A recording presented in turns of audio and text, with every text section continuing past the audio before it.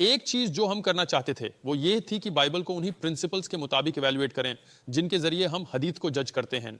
क्योंकि कुरान इतना अच्छे से महफूज है, हिफ्ज से, पुराने दस्तावेज से, पहली नस्लों से, नबी के जमाने से सल्लल्लाहु अलैहि वसल्लम। जैसे कि बिर्मिंघम कुरान एक दस्तावेज जो आप कार्बन डेट कर सकते हैं नबी के जिंदगी के वक्त से, पीस बी अपॉन हिम, और यह मैच करता है जो आज हमारे पास साना मैन्युस्क्रिप्ट में है। और वो लोग जो हर हर्फ हर आवाज कुरान की याद करते थे नबी के जमाने से, पीस बी अपॉन हिम, नैरेटर्स की चेन्स के साथ हमारे जमाने तक, इसमें कोई शाक नहीं कि कुरान महफूज है बिना किसी शाक के।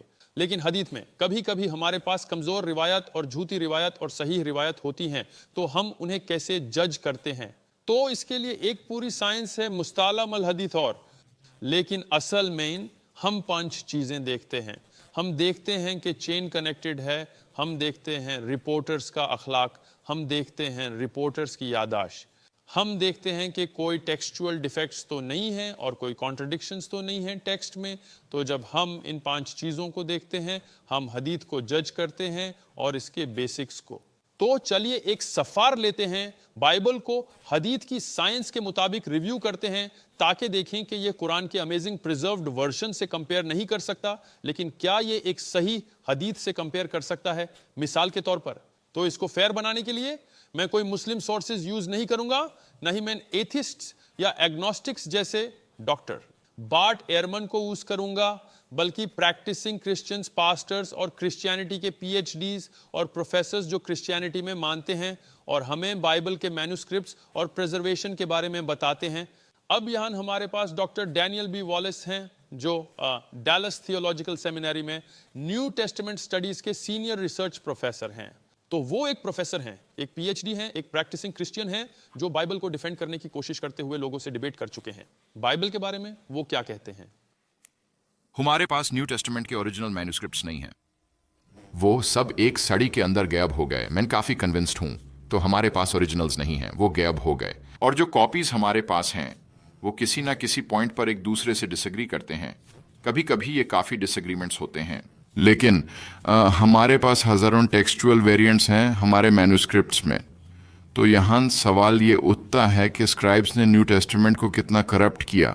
ये बिल्कुल साबित है कि उन्होंने किया। कोई 2 मैन्युस्क्रिप्ट्स एक जैसी नहीं हैं, तो जब तक एक प्रिस्तीने नहीं है, हर एक स्क्राइब ने गलतियां की। जब आप टेक्सचुअल वेरिएंट्स की तादाद देखते हैं और वो हज़ारों में हैं, तो ये वर्ड्स से ज़्यादा हैं ओरिजिनल न्यू टेस्टामेंट में। न्यू टेस्टामेंट मैन्युस्क्रिप्ट्स के बॉडी में लगभग 400,000 टेक्सचुअल वेरिएंट्स हैं। इसका मतलब ये है कि न्यू टेस्टामेंट के हर वर्ड के लिए लगभग 3 वेरिएंट्स हैं।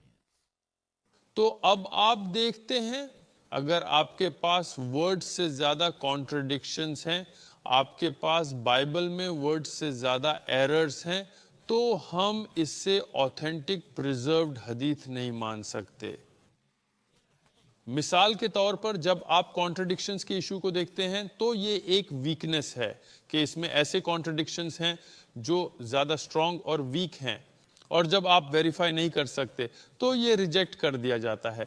अब इससे मैन्युस्क्रिप्ट प्रिजर्वेशन के नज़रिए से देखें तो कीथ लॉन्ग, जिनके पास मास्टर ऑफ डिविनिटी डिग्री है और एक क्रिश्चियन पास्टर और ऑथर हैं, तो ये कीथ लॉन्ग कोई मुस्लिम या एग्नोस्टिक नहीं है, वो एक क्रिश्चियन पास्टर हैं। वो क्या कहते हैं? वो कहते हैं कि ओल्ड टेस्टामेंट न्यू टेस्टामेंट से काफी पुराना और स्कोप में ज्यादा एक्सपेंसिव है। लेकिन अफसोस की बात है कि दोनों के ओरिजिनल कॉपीज अवेलेबल नहीं है, सिर्फ कॉपीज की कॉपीज हैं। तो ये आपको क्या बताता है? हमारे पास चेन में ब्रेक है। हम याद करते हैं, मैंने कहा था कि हम कनेक्टिविटी इन द चेन को देखते हैं। तो हमारे पास ओरिजिनल्स नहीं हैं, लेकिन क्या हमारे पास वो हैं जो असल में ये जीसस से सुनते थे? Peace and blessings be upon him. मतलब जब हम मैथ्यू, मार्क, लूक, जॉन की बात करते हैं, क्या वो डिसाइपल्स थे जो फर्स्ट हैंड ये इंफॉर्मेशन लेते थे? तो वही ऑथर लिखता है कि ज्यादा स्कॉलर्स कंक्लूड करते हैं कि वो नेम्स सिर्फ प्लेस होल्डिंग सिनोनिम्स हैं, कि गॉस्पल्स एनोनिमसली लिखे गए थे, ये आई विटनेस अकाउंट से नहीं लिखे गए थे।